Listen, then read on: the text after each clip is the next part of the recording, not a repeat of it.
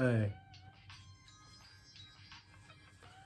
now I want to say something that nobody else has really ever said. Mark Brunell copied Steve Young more than Kobe ever copied Michael Jordan.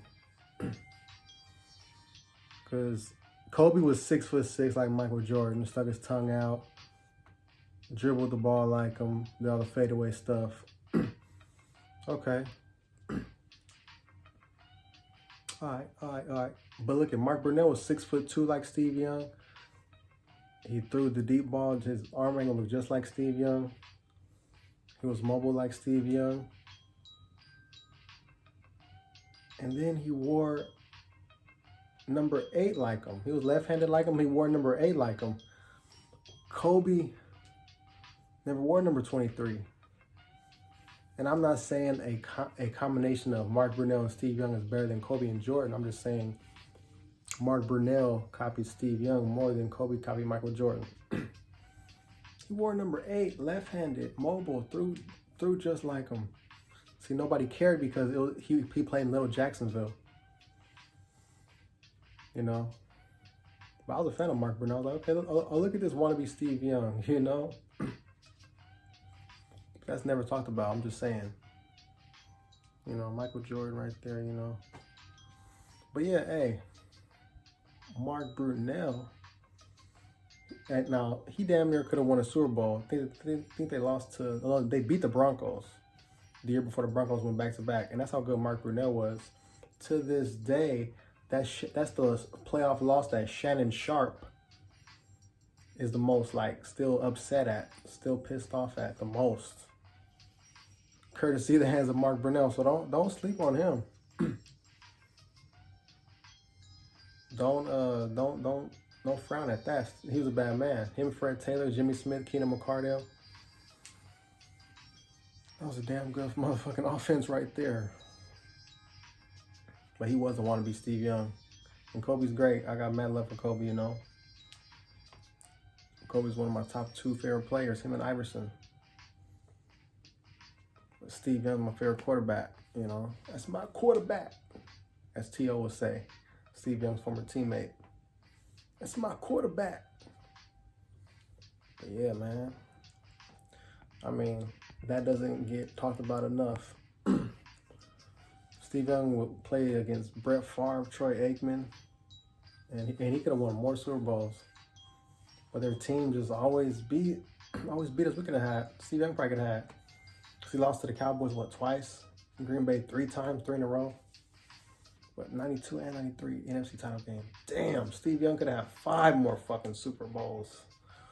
Now it's getting me mad thinking about this shit, man. Fuck. But no, everybody, I'm not saying like Mark Brunell and Steve Young's better than Kobe and Jordan. No, that's not what I'm saying. It's not what I'm even saying, man, at all whatsoever. But I'm just saying you got to put respect on Steve Young's name because he got copied more than Jordan. This guy right here, Stephen Young. He got copied more than Michael Jordan. Not saying he's better though, but yeah, but yeah, Steve could have 5 more rings, easy.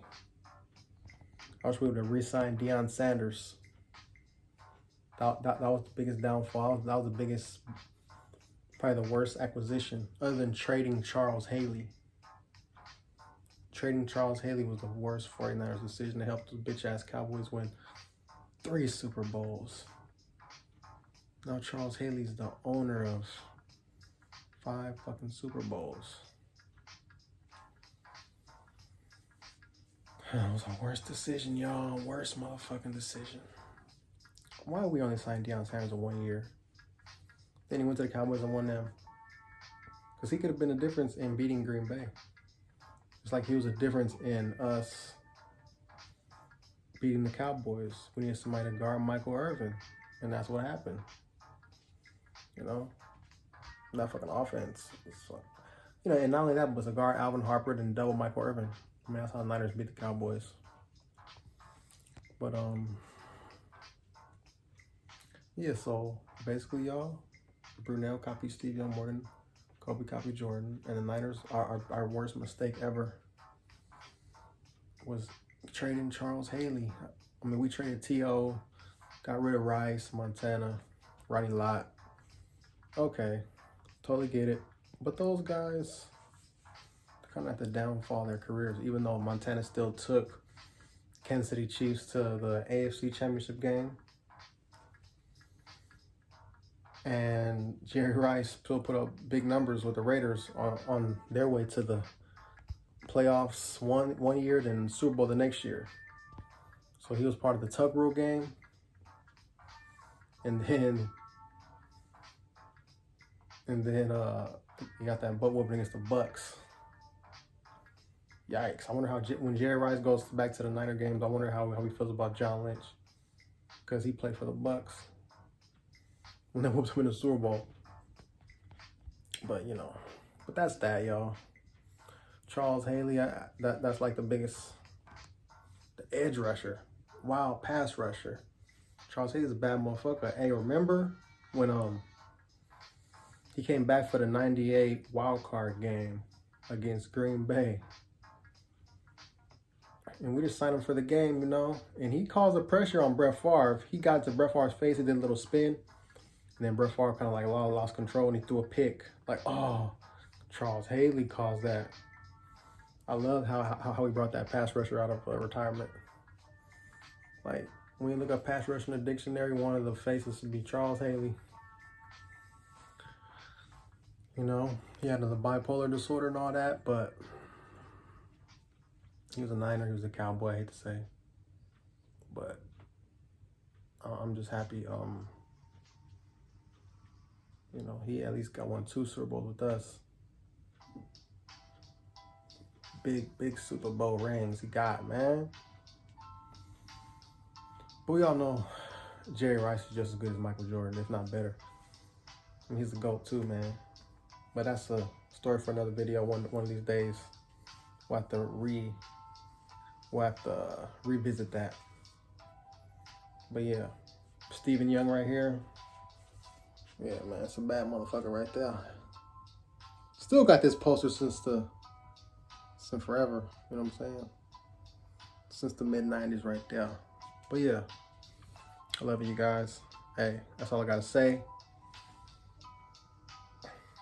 So remember, who was copied more, okay? Just remember who was copied more. I just broke it down. And yeah, Charles Haley, that still haunts me too. But yeah, hit the like and subscribe button. Get a lot of knowledge about all topics, y'all. Like and subscribe.